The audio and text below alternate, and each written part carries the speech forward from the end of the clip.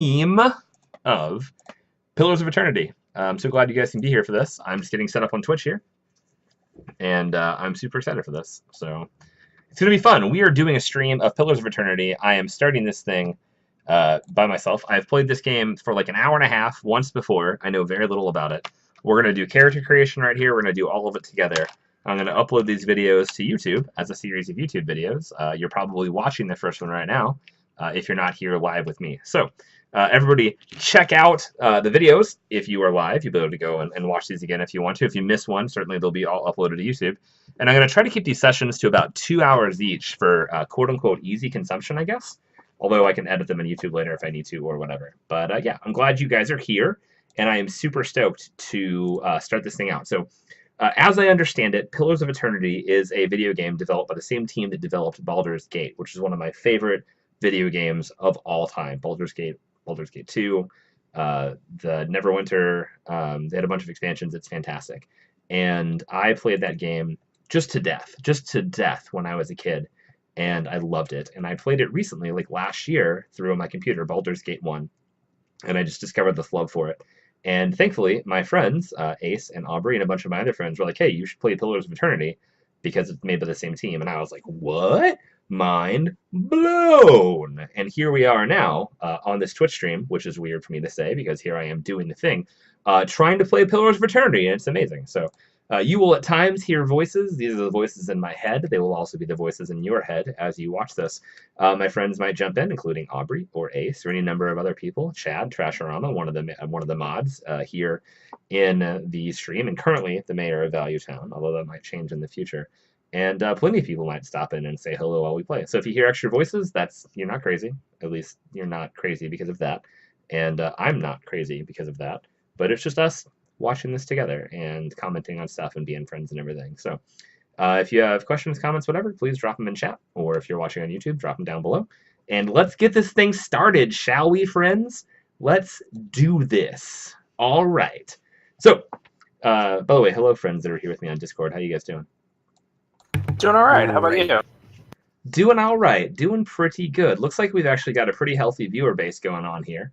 And I'm pretty excited for that. So if you guys are watching, please say hello in the chat. I'm going to be checking chat and talking about what's going on while we play. So I definitely want to hear from you guys as much as possible. Especially, I think this is just going to be more fun while we do it. Also, please go ahead and, click follow, click subscribe, whatever you want to do. I guess follow is what you can do right now. And do the thing. Also, downstairs, below the thing-a-ling, down there in the deebly-doo, there is a donate box. So every dollar you donate earns you 10 yum-yums. And the person who is the highest on yum-yums is the mayor of Value Town, which is the mayor of this stream. And you can check out more information about that down below. So please, if you like what you see, share, follow, and donate so that I can keep doing this. All right, guys, here we go. Check out that music. Da-na. Ba-da-na, da-na, majestic mountains, I hope to climb someday. Burning village, people walking, here's a cat, possibly a dog. Dun dun dun dun. This is pretty epic. Just this landscape is epic. I see a river winding around this town. How thoughtful of the river to avoid the town. But the town is burning, so perhaps the river should have just, stopped the fire. Anyways, rivers can be selfish. We all know that. All right, so we'll go to new game. And we've got choices here. Story time, players who are more interested in exploration and story development than the challenge of combat. Not me. Easy, it disables a number of helper features in the game.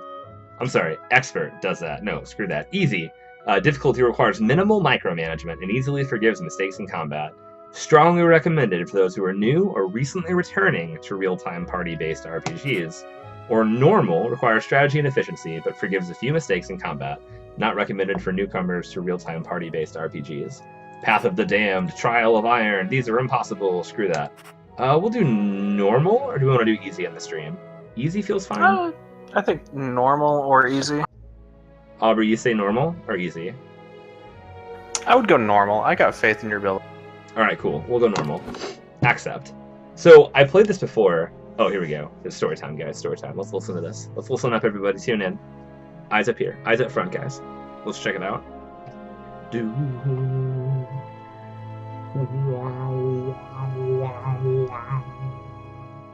Pillars of Eternity. I'm going to try to do voices and stuff to you. You guys will catch up with that. If you have difficulty distinguishing between the default green and red colors used for allies and enemies in the game, you can enable colorblind mode in the options menu. Thank you, NPC. 5 wagons grope blindly for the path on a starless night, their master glancing ever upward to the skies for assurance that he is on the right course. A dim lantern his only protection against the encroaching darkness. But the skies bring no comfort, shining no light, betraying no hint of what they know. Damn you, skies. The caravan carries travelers bound for the frontier hamlet of Gilded Vale, you among them, where a local lord has offered land and wealth to settlers from abroad looking for a fresh start. You have taken suddenly ill, sweating and shivering, and one of the other travelers signals for the caravan master to stop on your behalf. He pulls up just in time to avoid plowing into the trunk of a fallen tree that bars the way ahead. You will go no further tonight. Ah, come on, you don't tell me where I go. Done. We're done. Done with the game. But for real, though, probably fast. not. I know, right? We did it, guys! We beat the game! Alright, I'm gonna be male. So, I have done this before, and I figured out all the things that I like, so we're gonna pace through this pretty quickly. The place of men in society varies from culture to culture. Cultures like Adir and the Deerwood place them at the forefront of military, politics, and heavy labor. And some other stuff. Yeah, we're just gonna be male. Alright. We're gonna be a godlike, because they are dope. Look at that helmet right there. We could be a dwarf. So tiny, so strong. God, look at that beard. It just reminds me of Nate. We could be an elf. Pretty tall. It's pretty cool. Got the sword. Alright, elf using the sword. We've got Orlans, which is tree people. Smallest of the Kith races, although cultures don't consider them to be civilized at all. Notable for their large ears, two-toned skin, and hirsute bodies. Orlans are commonly found in the Ir Glanvalth, the Ixamiddle Plains, known for their mental intensity and sharp senses. Well, how could they be not civilized and have mental intensity? Anyways, we have the Omawas. Look like orcs, probably. Commonly found in or near oceans. Alright, that's pretty cute. And the humans. No Klingons here, just humans. We'll go godlike. These guys are cool. They have crazy heads. So I can be a fire godlike, and my head is literally on fire. And this is who I'm going to be, because that's amazing. But I could be a moon godlike with a moon head, a nature godlike with a nature head, a vine head, and a death godlike when my face is obscured, like by horns. Most distrusted of their kind, strange growths cover their eyes, or in some cases entire face, giving them a sinister appearance. Growths are transparent for the god, but opaque from the outside, hiding their features. Commonly killed at birth, because many cultures consider them to be harbingers of doom. That's pretty cool. Fire godlikes are dope, though. I've got all these words I could read to you guys.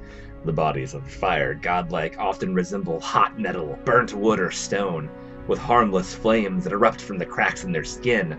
Fire godlike are objects with both reverence and fear in the Dead Fire archipelago.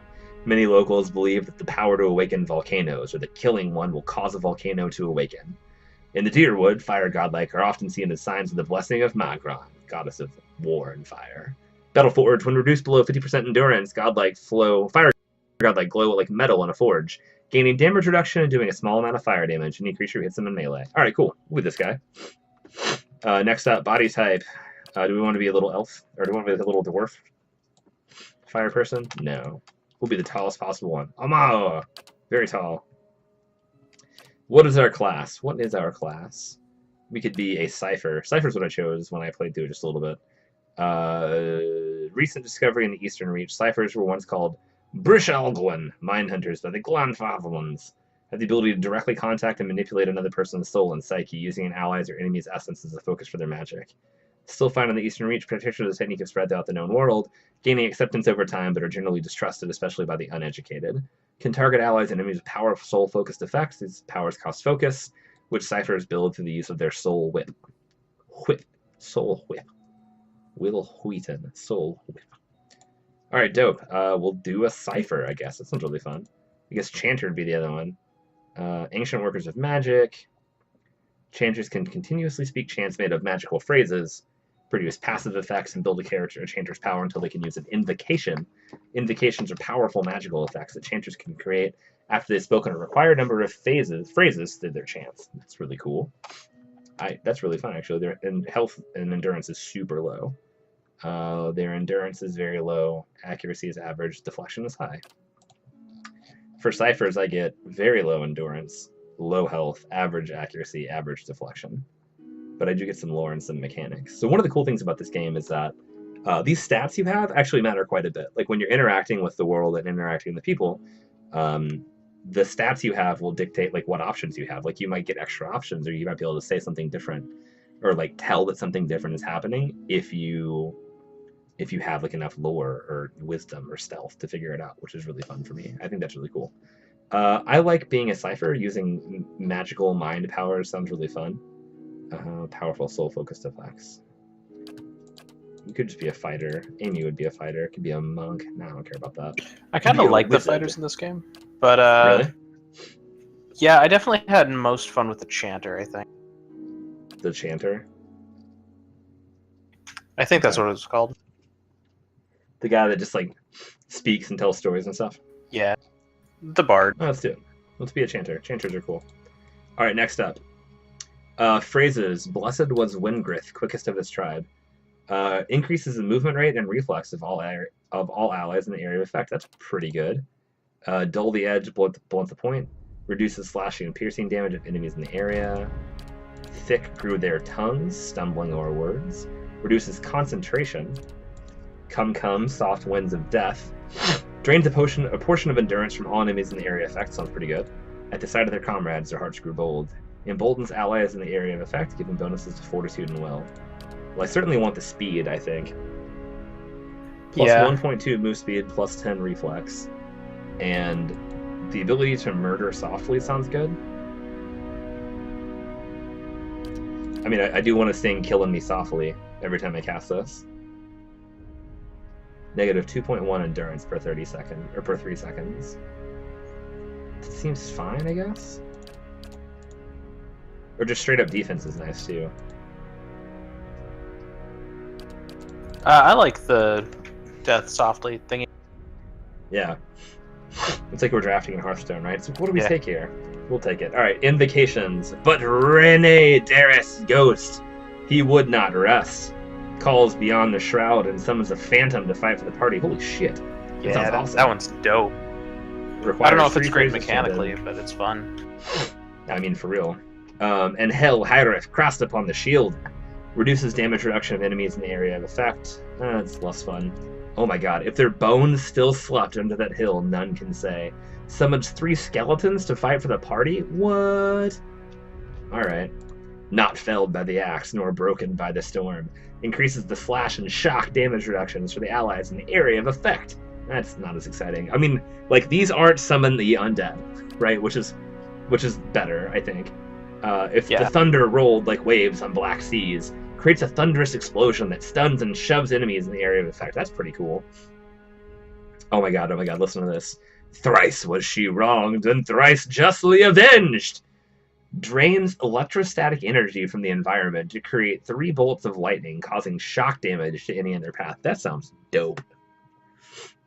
Oh, here we go, last one. White worms writhed in the bellies of the dead.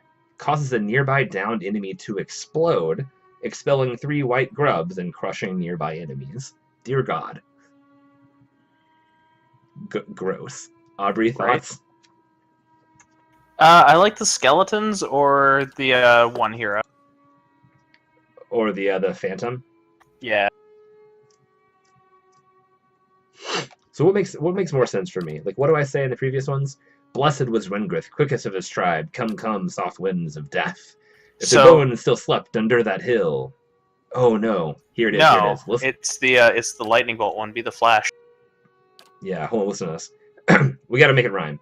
Blessed was Wingrith, quickest of his tribe. Come, soft winds of death. But Rendare's ghost, he would not rest. I don't know. Not bad. Or the thunder rolled like waves on Black Sea. Try it again. Blessed was Wingrith, quickest of his tribe. Come, soft winds of death. The thunder rolled like waves on the Black Seas. That doesn't sound as good. Renee's ghost, he would not rest, sounds best here, I think. Yeah, okay. Let's try it one more time. Blessed was Wingrith, quickest of his tribe. Come, soft winds of death. But Rene Dare's ghost, he would not rest. And I guess get your ass kicked like all of the rest. Alright, done. Attributes. I get 15 attribute points. I definitely care about intellect and constitution, it looks like. Highly Yeah. recommended for Chanter. Intellect. Okay, well, we'll run that up as high as it goes. And Constitution. Highly recommended for Chanter. And Resolve recommended for Chanter. Constitution. Combination of health and stamina. Yeah, okay. And Resolve. Concentration, deflection, and will. Alright, Aubrey, how does 10, 14, 11, 10, 19, 13 sound? Sounds pretty okay. Yeah, I like this Intellect 19. 54% area of effect, 45% duration, and plus 18 will. What does will do? Talk to me, Will. Will. It says nothing. There's a thing to click. Oh, the will defense opposes attacks that are mentally based, e.g. a spell that mentally paralyzes the target. It is defined by a character's class level, intellect, and resolve. May also be influenced by other effects. Resolve helps concentration. How likely they are to have their spells or attacks interrupted. Yeah, this is pretty good. Alright, cool. Dope. Let's do this. Alright, what's our culture? Where are we from? The Living Lands? No, we're from the Dead Lands.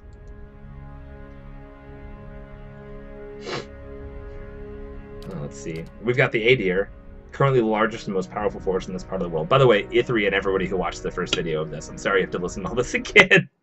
But I'm having fun. I'm having a lot of fun, guys. It's super cool.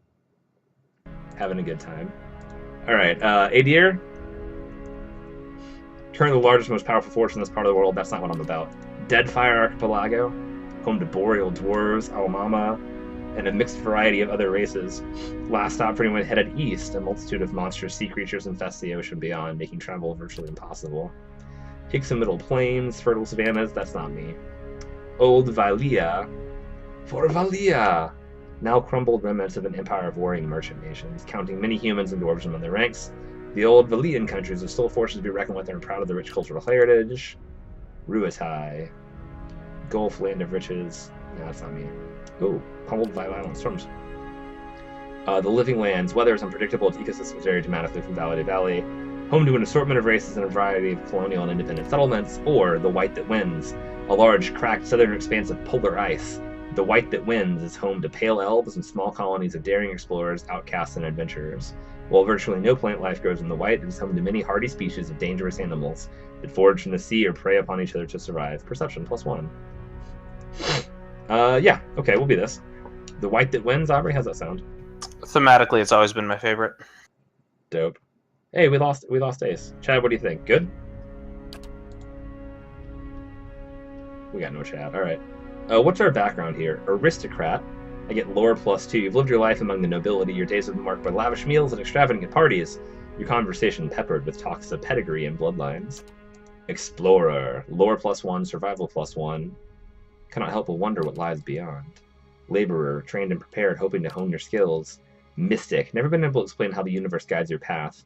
Behind every task you undertake is a feeling of cosmic direction. I think that's definitely my favorite so far. The Drifter. You never quite fit in no matter where you go. Each new town is just a place to rest briefly before moving on to the next.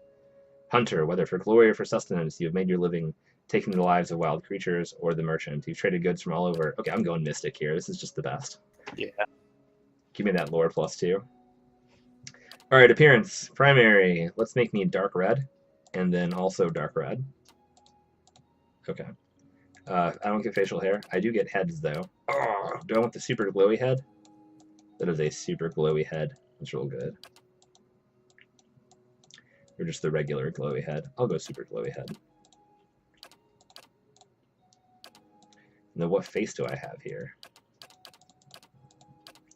What kind of deathless are you? I'm not deathless. I'm the fire one. Oh, yeah. Godlike, rather. Yeah, the fire godlike. Oh, there I am. Only I'm a man, not a woman, which I don't really care about, to be honest. I could happily will be feminine if required to have a flamey head. There we go. I'm that guy. Wow, that's so cool looking. Alright, done. I'm going to be terrifying. Hey there. Voice. Now I am the leader of the group. Yeah! Steady does it. I'll lead the way. Silence surrounds me. Male Mystic, done. Bingo, bango. All right, guys. Most important thing we're gonna do here is our name just Value Town. Aubrey, what do you think? What's our name, guys? In the chat, what do you think our name should be? What name what do we name our character? I mean, whenever I can't think of a name, I always default to Old No Eyes at this point. Old No Eyes. Aubrey, you should know on Board Game Geek, Old No Eyes is a thing that for real exists in Seafall canon. Is it really? Oh yeah, oh yeah. I've talked amazing. about it so many times. Yes, it is I hilarious. need to know more about that. Yeah. Also, new rank.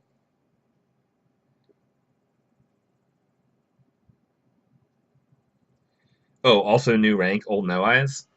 Yeah. I think Old No Eyes is like the ultimate rank, right? Like when you get to 1,000,000 Yum Yums, you're just Old No Eyes, and then everyone is just there, right? Ithri Skylark says value. Oh, very nice, very nice. Value Town, value.town. His name is Valyria Ulysses Town. Oh my god. We could name a town after him. His name could be Valyria Ulysses, and there's a town, so just Valyria Ulysses Town, Value Town. That's dumb. Aubrey, what are puns? The worst.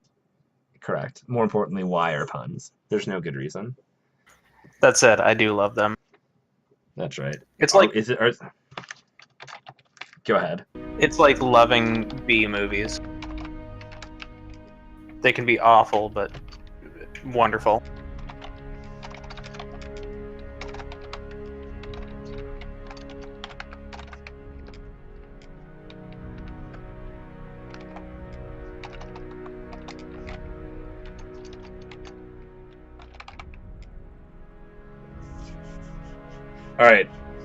All right. Aubrey, you ready for this? I'm ready. Our name is... Hold on. Valyria, Valyria, Utoon, U''Toune. I like it. Right? Valyria, Utoon, Value Town. All right, done, guys. We did it. That Valyria. went much faster than last time. I know, right? Done. Valyria, Utoon, level 1 chanter. Guys, we have stats, we have an appearance, we have a name. We did it, guys. We did it, everybody. We're carrying a mace for some ungodly reason. If your head was made of fire, like, would you be worried about what weapon you had? About what? I would. About what weapon you had? I would not. Oh god, new quest, the Gilded Veil. I remember what happens here. Remember the Veil of December.